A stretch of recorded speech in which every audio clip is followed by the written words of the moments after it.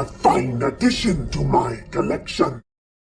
Welcome back to another episode of Funko Reviews right here on Han Talks First. And today we're taking a look at my droid collection, starting off with BB-9E, or as they called him in The Last Jedi, BB Naughty.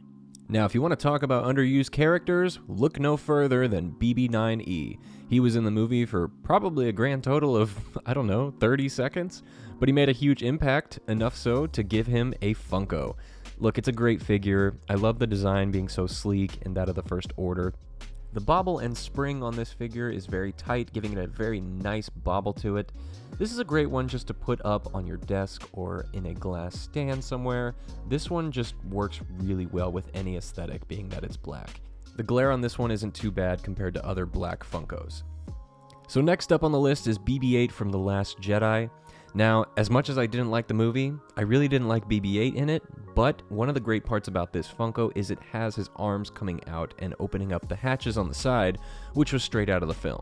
And I love this because it's so different than the Force Awakens version and other versions of BB-8. It just gives it a little bit more character to the figure. I really like when Funkos go outside of the standard look. Now, one of the big issues I had with this one was the platforming. As you can see, it came off its platform very easily.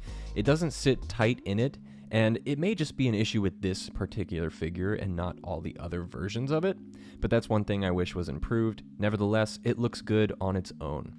Next up, and lastly, we're taking a look at the Dark Trooper from The Mandalorian, number 466.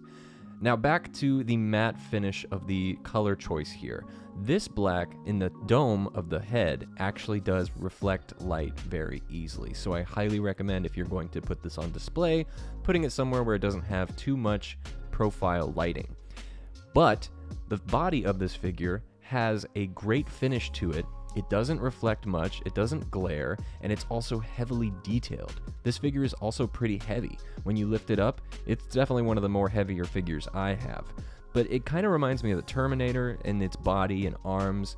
What I would really love to see from Funko is for them to do the other two versions of Dark Troopers. If you don't know what that is, look it up. It's really cool.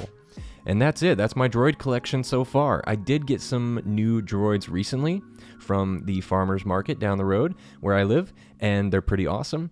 But tune back in next week to see what else I have in my collection. And until then, my friends, may the Force be with you.